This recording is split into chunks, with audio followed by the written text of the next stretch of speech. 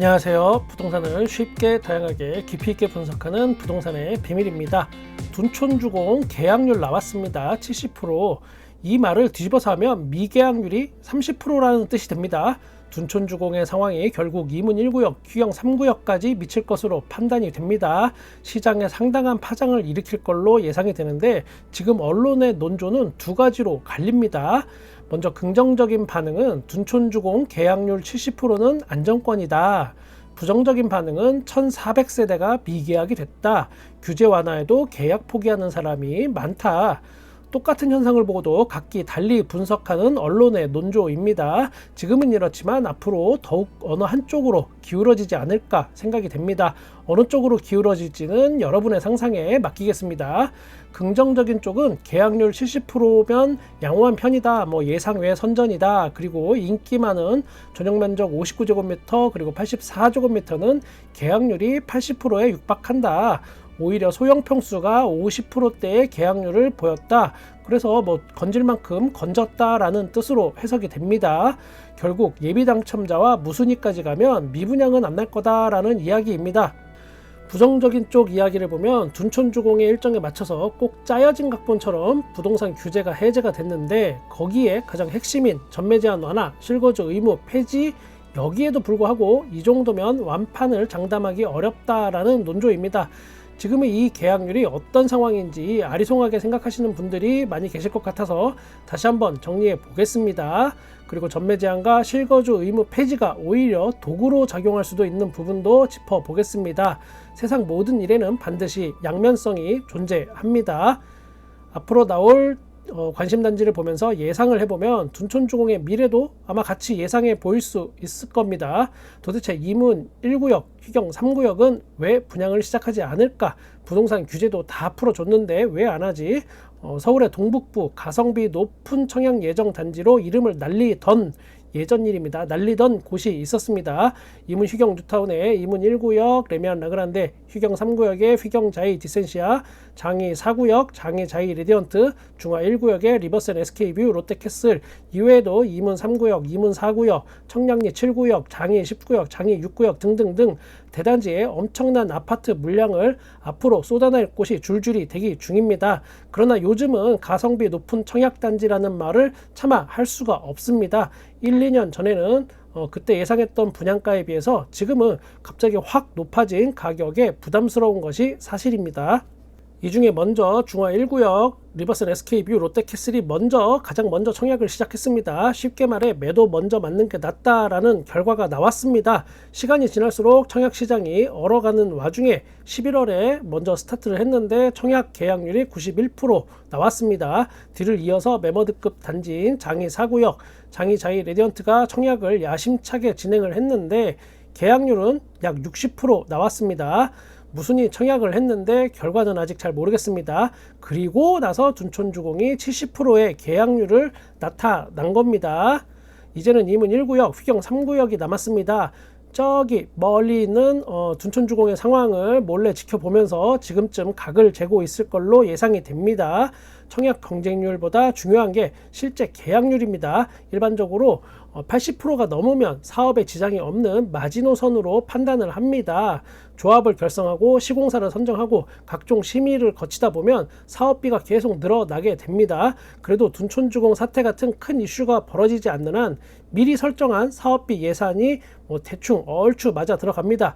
이미 처음부터 일반 분양 계약을 80%일 때, 그리고 85%, 90%, 100% 등등등 사업 계획서에는 다 포함이 되어 있습니다. 실제 제안서를 만들 때 이렇게 만들어 놓습니다. 저도 예전에 이거 맞추느라 머리털을 다 쥐어짜던 그때가 있었습니다.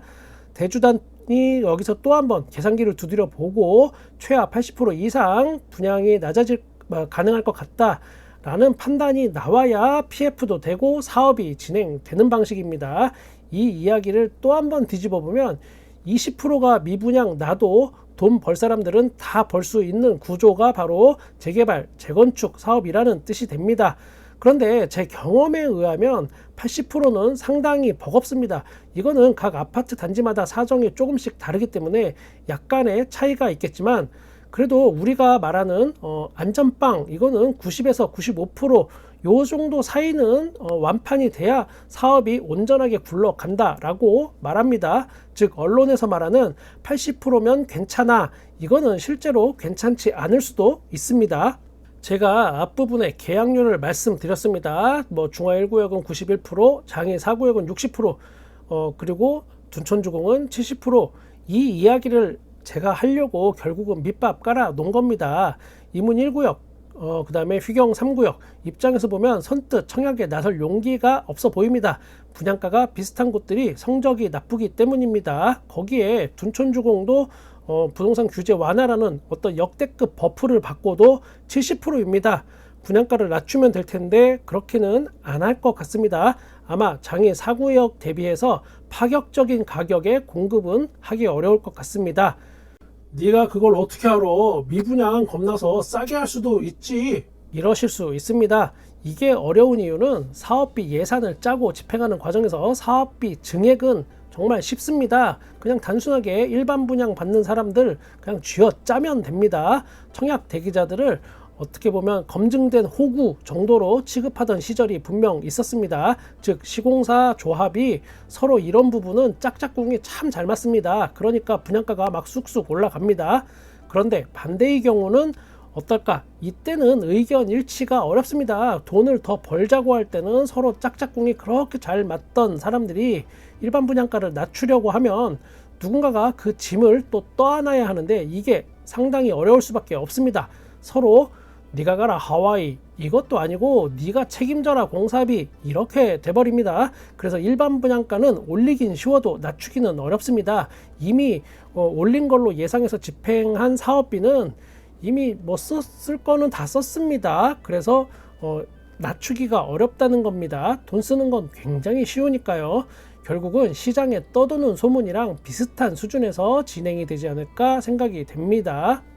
이럴 때 구세주처럼 짜잔 하고 부동산 규제가 해제가 됩니다. 마치 서로 짝짝꿍 미리 말을 맞춘 것처럼 그 시기가 참 절묘하기도 합니다. 투기과열지구 조정대상 지역에서 해제가 딱 되면 전매 제한이 완화되고 실거주 의무도 폐지가 됩니다.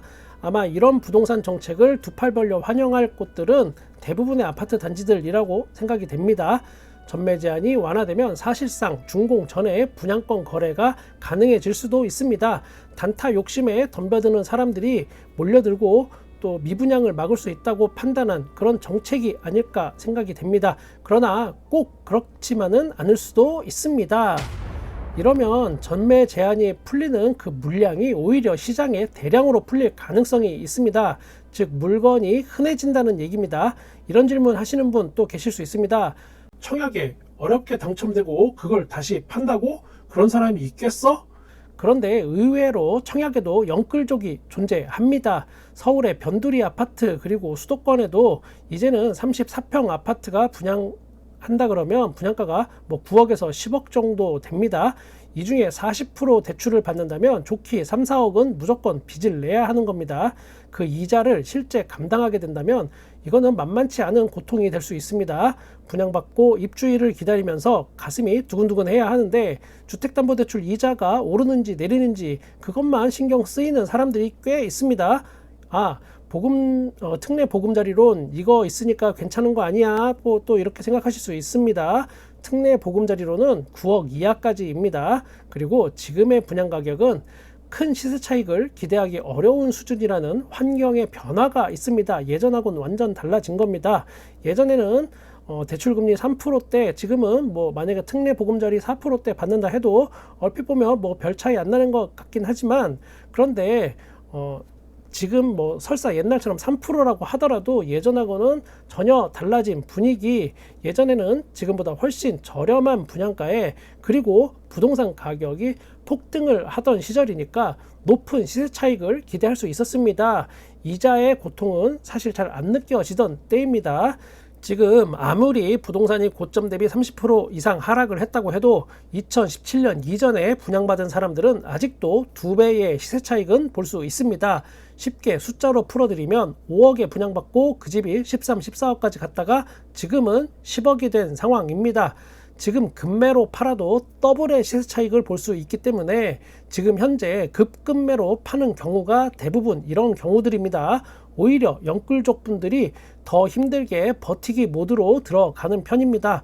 서로 시작점이 다르기 때문에 만약에 급급매 경쟁이 벌어진다면 이거는 영끌족이 도저히 이길 수 있는 게임이 되지 않습니다. 그런데 지금은 시세 차익을 기대하기 어려운 상황이 돼버린 겁니다. 거기에 몇 억에 대한 대출이자를 수십 년간 내야 하는 상황이 발생합니다. 아무런 희망이 안 보이는데 돈은 계속 나가야 하는 이런 암울한 상황이 예상이 된다면 예전처럼 덤벼들 사람이 많지 않을 수도 있습니다. 그냥 판이 뒤집혔다 이렇게 생각하시면 됩니다. 그러면 또 이렇게 질문하실 수 있습니다. 실거주 의무도 폐지된다는데 그러면 전세 주고 잔금 대출 갚고 버티면 되지 그걸 팔겠어? 라고 하시는 분이 또 계실 겁니다.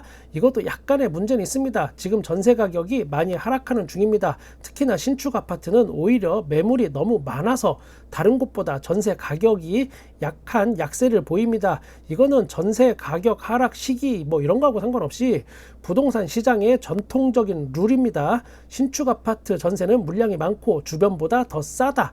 이것만 전문적으로 거래하고 돈을 벌기 위해서 신축 아파트 주변에 부동산이 그렇게 우후죽순으로 막 들어서는 겁니다. 이거를 아파트 입주장이라고 합니다. 보통은 몇 달에서 1년, 2년 아주 짧게 바짝 돈을 벌기 위해서 떴다방처럼 생겼다 사라지는 부동산이 엄청나게 많습니다. 이것만 전문적으로 하는 복덕방이 또 따로 있습니다. 입주장 전문 복덕방. 이 이야기는 그만큼 먹을 게 여기에 많고 앞으로도 부동산의 상승, 하락 뭐 이런 거에 상관없이 계속 될 현상이라는 겁니다. 10억에 분양받고 자기 총 자산 6억 그리고 전세 4억으로 어떤 급한불을 끈다고 가정해 보겠습니다. 그러면 나는 어디에 살아야 할까요? 총 자산 안에는 아마 많은 분들이 현재 자기 자신이 살던 전세 보증금이 포함되어 있을 확률이 높습니다.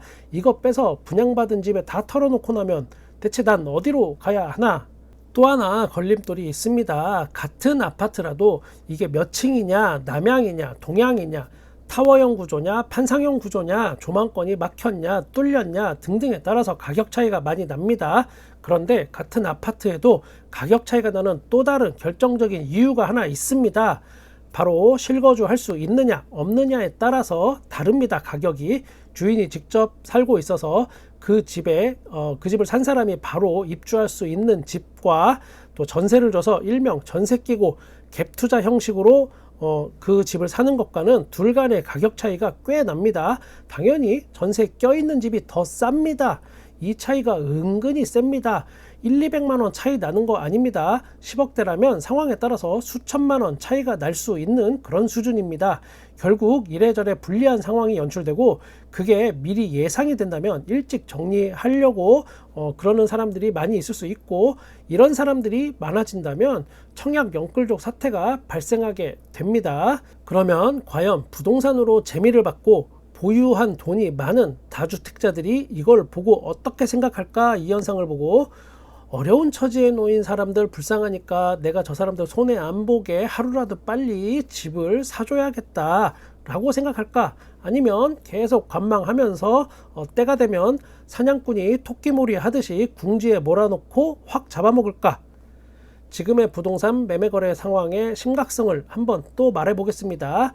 입지면에서 이문 1구역보다 한 단계 위에 있다고 봐도 무방한 청량리역 남쪽에 이쪽에 위치한 대단지 아파트들이 요즘 난리가 났습니다. 매매 상황이 지금 현재 전용 면적 84제곱미터 기준으로 9억 원대의 거래가 됐습니다. 9억 3천, 4천, 9억 7천 등등등 한두 건 거래가 된 게 아닙니다. 이문 1구역이 9억에서 10억대의 일반 분양을 할 때 과연 승산이 얼마나 있을까? 다시 한번 계산해 봐야 할 때입니다. 이 지역의 실거래가 분석은 추후에 제가 다시 한번 모아서 업로드 해보겠습니다.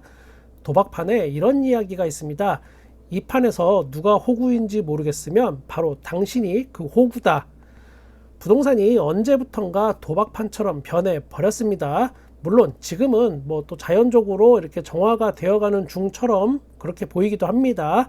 그러나 한 가지 확실한 사실은 오늘도 어디선가 나타날 부동산 호객님을 목 놓아 기다리는 사람들이 반드시 있다는 겁니다. 저는 딴 건 다 모르겠고 우리 구독자님들만큼은 부동산 고객님이 되지 않도록 노력하겠습니다. 구독과 좋아요 감사합니다. 부동산의 비밀이었습니다.